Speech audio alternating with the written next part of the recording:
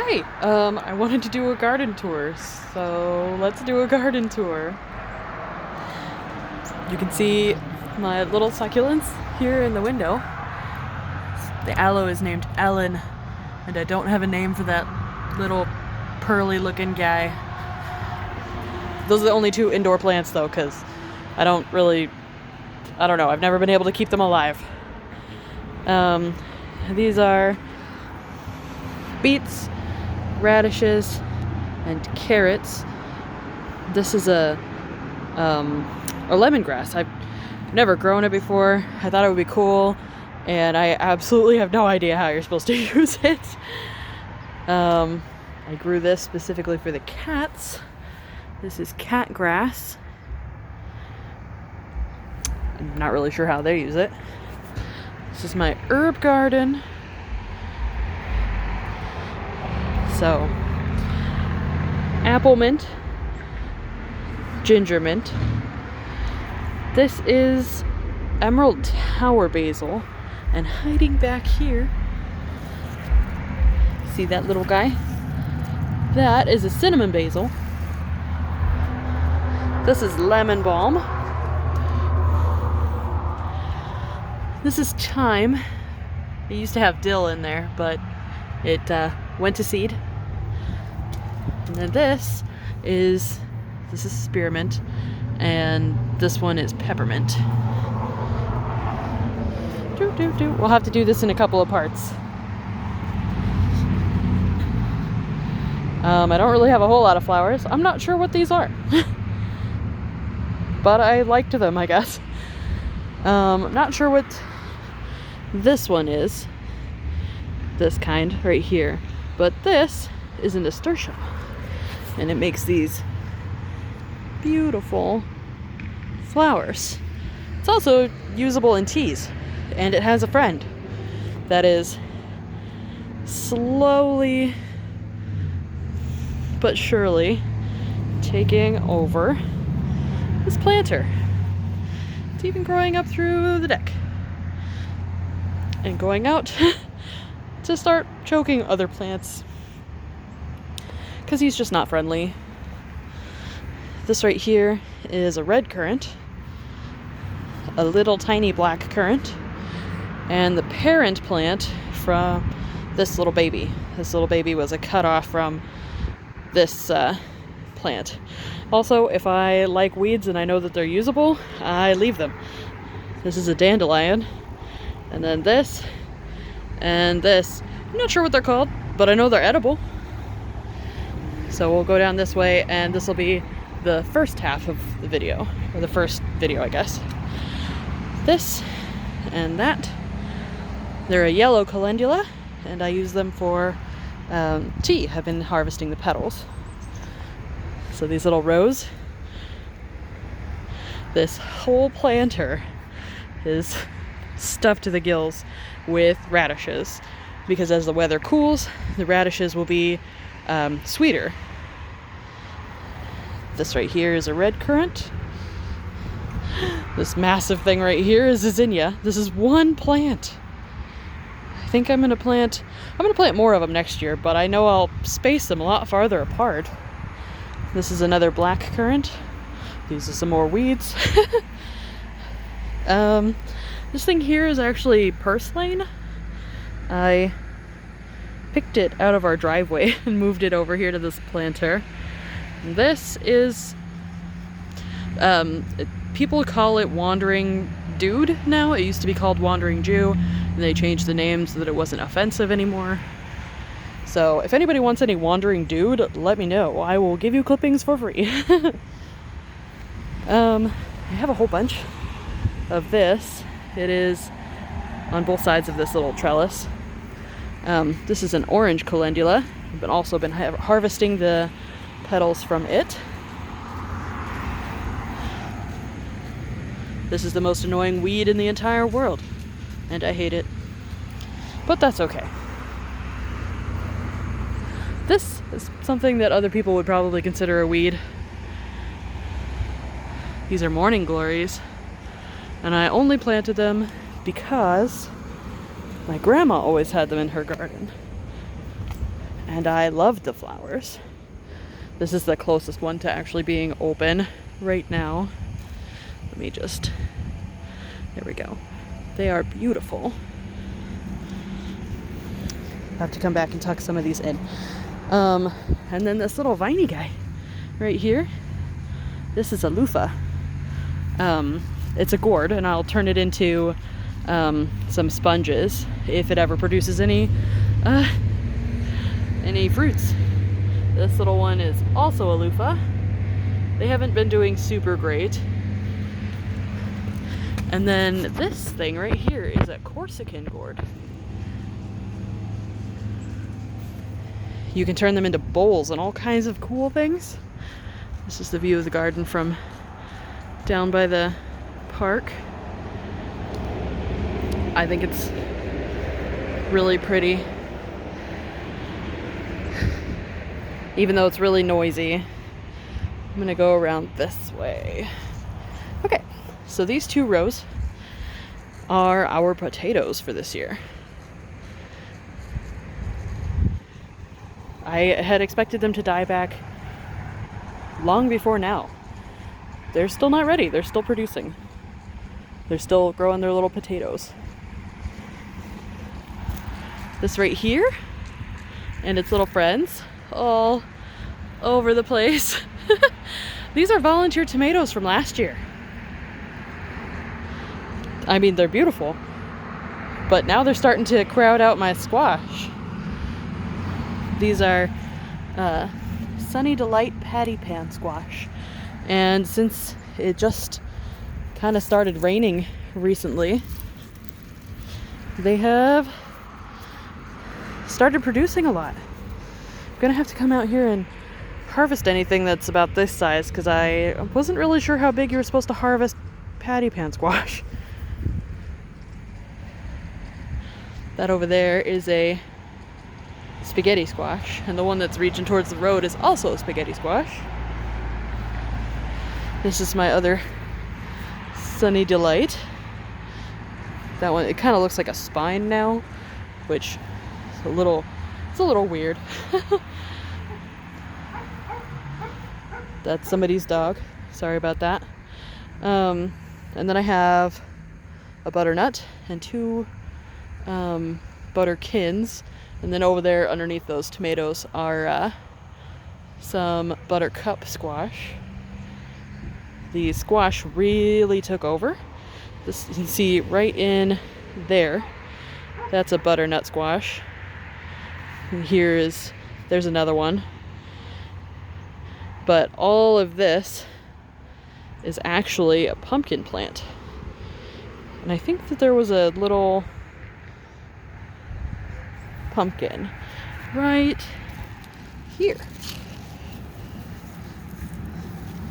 We'll see if that actually produces a pumpkin, because once the grass gets up high like that, they have a hard time pollinating it. If they don't pollinate, then, well, they kind of just break down on the vine.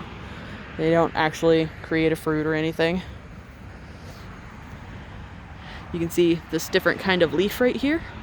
These were strawberry melons. They're supposed to get really big, but because we didn't have much water this year, they didn't really do a whole lot.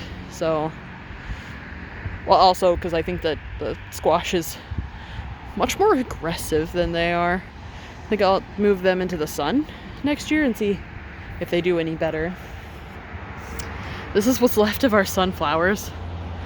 The recent storms and their winds have actually torn a few of them down. One of the biggest producers was pulled down last night. But I have something to show you. This is an absolutely massive, like twice the size of my head, sunflower. It is nowhere near ripe, but it's hanging over by like 2 feet now. It is huge. I'm so excited to see how many seeds I get from it. These are what's left of the corn. Not again, due to the rain and whatnot, I'm not really sure if we're gonna get anything, because right when they started to put on their tassels and start producing pollen. It started raining and washed it away. So I'm not really sure if there's anything in these ears other than just the center of the cob. But we're gonna let them dry on the plants and use them, excuse me, we're gonna use them for cornmeal. So, I mean, either way it works.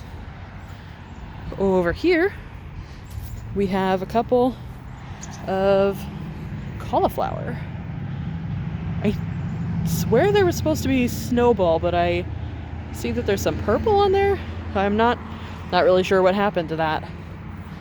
And then some green acre cabbage. They are beautiful. We've been harvesting a lot. I didn't think we would really get any because of the cabbage moth. They wiped out my entire crop last year. So this year I feel extremely lucky. We've had a lot of coleslaw and it has been amazing. These taller plants are actually relatives to the sunflowers. You can see the resemblance. Sunflowers are obviously much bigger, but these are Jerusalem artichokes. So you don't eat the flowers, you don't eat the leaves, you don't eat the stalks. They create a tuber underground, and in the fall, once all this foliage dies back, you can dig up as many of the tubers as you want and kind of use them the same way you would potatoes. They're a little bit sweeter and a little less starchy, so they're supposed to be healthier, but they also make you a little more gassy. So we'll see what happens, because they haven't flowered this year, but let me see. It looks like they might be getting close, so I'm hopeful that they will flower. This is our asparagus bed, which I learned in June is actually on city property, but city, I guess, doesn't care. So that's cool, so I don't have to move this. But yeah, it's looking great. It did not do so well in the heat of summer. It was pretty sad looking, but now they look like little Christmas trees. And then there's that weed that I hate. It's a jerk. These are volunteer pumpkin vines. We had our compost pile here last year. And when we moved our compost pile into that bin, I guess I didn't get everything. And I know that this is like 4 or 5 plants, but so far it's only produced 2 pumpkins that you can see. Well, I guess you can't really see on the camera, but it has started to produce little fruits. I'm not sure if they'll amount to anything, but it's a volunteer. So I've just been kind of letting it do its own thing. Haven't really watered or any of that. We are going to go back around this way so I don't have to walk through it though. So mention it in the comments if you have a question about any of this. Oh, I forgot. There's a little tiny stick right there. That is a different kind of red currant. But I don't expect it to make it. The situation has been super rough with any berries basically that I've had this year. And down there, don't focus on my hand. Right here is a gooseberry. It is also not doing great. But maybe they'll make a recovery next year. Okay. So, don't judge, but this is our security system, because we have a very friendly bunny that ate all of our green bean sprouts at the beginning of summer, so I had to start over with them. So we made a little fence so that he can't get in. I know we're in the great north and whatnot, but I really wanted to have some okra. Gotta show you the beautiful flower. Okra flowers are gorgeous. but it looks like we might have, I don't know, a dozen or so little okra pods from this, probably 10 plants. I'm hoping though. It is now the end of summer. It is, what's today's date? September 17th. And I have actually harvested these nasturtiums a couple of times already. They get massive, like you saw at the porch. And they come back so fast. I did not know that they would. I had a hard time last year trying to grow any, and they never came up. This is a Lycia pepper. It is supposed to be one of the best sweet peppers in the world. But it is the only one that I had actually grow, and I used a whole packet of seeds. So I'm hoping for at least one mature pepper so that I can plant them next year. This is a Sugar Rush peach, which just oddly enough started producing probably last week actually. This has just exploded with peppers, along with the Tabasco pepper on the other side. Just amazing. I'm gonna be honest with you, I don't know what all of these are. I don't know what these two here are, but I do know that somewhere in the middle I separated sweet and hot peppers. So we'll look at these. This is an ancho pepper. I was hoping to get them really big and then use them as roasting peppers. Ooh, we have a little gift. This is a cayenne pepper.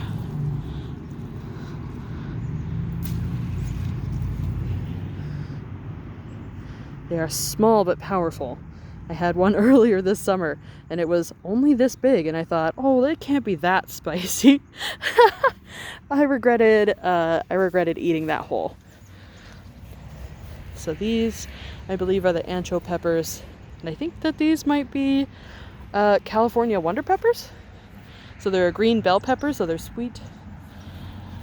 These are the lilac bell peppers. I apparently don't actually have any to show you at the moment, which is sad. They're a beautiful dark purple when they're ripe. Was not doing so well with tying things up, so it's bent. I don't know what possessed me to plant 38 kinds of tomatoes. These are bush beans. There's 3 different kinds, and they were like the plant of the year from our city, so we got free seeds, and that's why I planted these. They're actually doing really well. I might plant excuse me, I might plant bush beans again next year.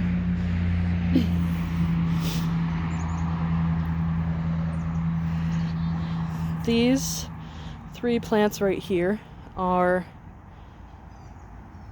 I want to say, a sun gold cherry tomato. They're really sweet and delicious, and I have no idea who actually recommended them to me. Back in there are a couple of Paul Robeson tomatoes. They were recommended to the viewers of Roots and Refuge. It's a homesteading channel on YouTube. They are wonderful people. If you're not ready for religious content, they actually have it set up to where you just skip those, I guess. You can skip the devotionals. But I mean, they're really sweet people. These 4 plants are Cherokee purple tomatoes. These are beautiful purple basils, which their flavor actually changes whenever they go to seed or they flower. So I have not been picking these because they went to seed. I planted them probably in June, and because it was so hot and we didn't have hardly any rain, they immediately bolted. So I've just been leaving these up as a food source for the bees because it has been incredibly dry and they need something to use to get water. I do not remember what all of these different kinds of tomatoes are. I think that these are Goliaths. They obviously did not get very tall this year because of the lack of water. Normally these would be all the way up in the tunnel, but it wasn't a good year, and I did not do good gardening methods and keep the weeds away from them, so a lot of their fertilizer actually went to these weeds and grass and junk. So that's entirely on me. These are, oh, I know what these are. This is a wine jug tomato, which I thought sounded really cool. But when they're ripe, this part here with the streakiness in it, it doesn't ripen as fast as the rest of it. So by the time this is ripe, this part down here at the bottom has started to rot. So you get to choose to just cut off the top. So I probably just won't grow these again. They are not my favorite. I'm not sure what this one is. I don't think it's actually produced anything this year other than some flowers, and then they just fall off. This one is a Berry's Crazy Cherry, which it produces a lot, but it just does not have a lot of flavor. So I'll give it another year to try it, but I probably won't grow it after that. This is a yellow pear tomato because of its pear shape, and it turns yellow when it's ripe. And they used to be my favorite as a kid, but I think they grow different in Minnesota versus Missouri, so haven't been enjoying them quite as much. Here's some more of those sun gold tomatoes. I think I harvest them every day. Oh, look. Ah. Okay. This is what they look like when they're completely ripe. And they are super sweet and delicious. And if you eat too many of them, it's almost like candy. It starts to make your stomach a little upset. You can tell that this garden is entirely jerry-rigged in a super fast way. We put it together so that I would have something to do after surgery. So obviously did not do super well with making the rows. But these right here are more radishes. I think these right here are supposed to be super long daikon radishes. They're supposed to be amazing and great in soups. And then these, and I really hope they come up and they actually make a nice root. These are a golden beet. They're supposed to be a really fast producing beet. So I planted them a couple weeks ago, and I'm hoping that I can harvest them before the first frost or just after the first frost, because the root should be pretty well protected even if the top dies back. These are more of those bush beans. I'm actually really enjoying them. They're pretty good. More bush beans. What's left of our sunflowers and the corn, and I really did not like the pineapple ground cherries, so we just tore out all of the plants. Please ignore the pop bottle in the back. It was our wasp trap because we didn't want to do sprays and stuff. And then this beautiful wall is all of our beans. After the bunny nibbled off the first round, they came back and planted a second round, and it took forever for them to get up to this size, and now they are producing like crazy, which is amazing. We're gonna have beans all winter. And anything that's left on the plant, like there's a couple of really big ones down here at the bottom that I missed when I harvested the first couple of times. Oh, look at that one. Huge. I'm gonna let those beans produce. Whoop. Excuse my hand. I'm gonna let those beans produce the little, I'm gonna let the pods produce the beans inside, and I'm gonna use them to plant more beans next year. There's so many beans. I'm not sure what this guy is, but I'm fairly certain it's some kind of intermediate kind. Like the really big ones, like those, like those are slicer tomatoes. And then there's the cherry tomatoes with the little tiny fruits on them. And this is some kind of intermediate. They don't get very big. I'm thinking maybe some kind of salad potato? Not potato, tomato. Ooh, it's almost time to harvest those two. I'm fairly certain that this is a lemon boy. And that those are the Chef's Choice orange. I was supposed to have some Chef's Choice black tomatoes, but I have not seen any tomatoes that are very dark. That's our tiny little strawberry bed. It is very sad, but it's outside the fence, and the rabbit chewed them all off to the ground before he moved on to whatever house he was bumming food from. This is our beautiful row of raspberries. We planted them this year. We actually planted them twice because initially we planted them over there along the fence, and it was just too shaded. They weren't getting enough sun, they weren't getting enough airflow, I think, and they just were really sad and they weren't putting on any leaves. But we moved them over here, and they did pretty poorly at first, but they're looking really good now. And then here's more of the purslane. Look at that. Giant mats of purslane. It almost tastes like spinach. So, I mean, if you hate spinach, you're not gonna like purslane. This is a Roma tomato. It's a paste tomato. You use it to make tomato sauces so that your sauce has a little bit less water so you don't have to cook it as long. And these just generally have less water in them and have less seeds, so they have more actual, people call it flesh, but I hate that word, so we'll just go with that. Look, there's another huge bean. It's already producing the little beans inside. That's really cool. Anyway, I'm gonna try to do this without going into the tunnel so that I don't have to walk all the way around. But these are the birdhouse gourds. If you can see them. We've already harvested 3 of them. And down here, the very first one closest to the garage is a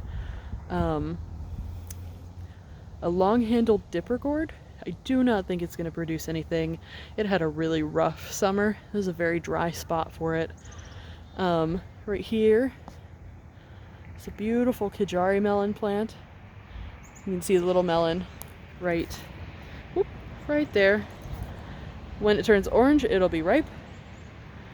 And then there's another kind of melon next to it. I think it's a Beni Kodima. They're only personal sized melons because in Minnesota we don't really have a long enough season to have like full-size 20-pound watermelons. So I'm gonna pop you into the tunnel. More birdhouse gourds. Where is it? There's a pumpkin right there. And some more little pumpkins over there. Some more little melon plants that don't have any melons right now. And you can see the pumpkin that's actually producing this pumpkin right here. It's actually also spreading out into the yard. It's almost touching that tree. Actually, I think it would be touching the tree if it hadn't curved towards the garage. And then it also is curving over here, which I think if I pulled it straight, it would probably touch the door of the house. All the way over there. It's amazing. I did not think that they would take off, but the pumpkins seem to do really, really well in the tunnel. Okay, ignore my little scrap area there. I was experimenting with the concept of composting in place. It's kind of like the chop and drop method. You pick the things that you don't need in your garden or you don't need on the produce that you collect, and you just drop it back in the garden so that it feeds the other plants as it breaks down. And I think that we only have one area left to go. If I can just get the gate. There we go. Okay, gate is latched, and the bun is not inside. Okay.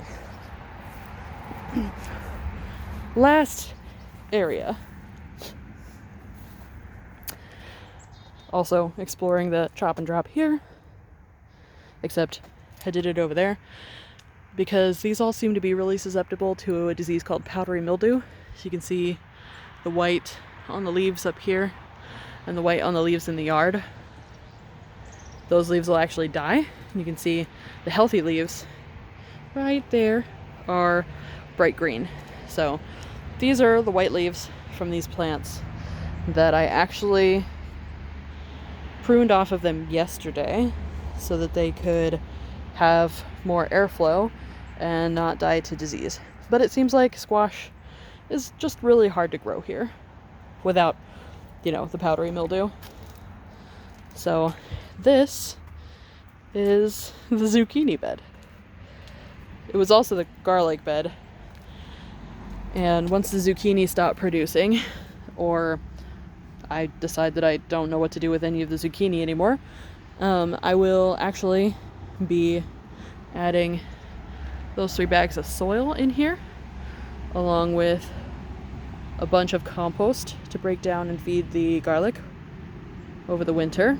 And I'm going to plant this entire bed with garlic again, because it did really well. We didn't have this brick border on it this summer, I guess. So I'm hoping that with this border and with the extra soil, so that I can keep the surface actually even so that it doesn't tilt towards the edge of the planter. Hoping that if I do that, I can do really well with keeping the garlic in here. Anyway, it's me again. So that's the whole garden. If you were at all interested in a garden tour, and if you stuck around this long, I'm really happy. Thank you so much. And if it's something that you would like to do, you can share this video with your friends. Try not to judge too harshly. This is my first time ever doing a garden tour. Thank you so much for watching, and have a wonderful evening.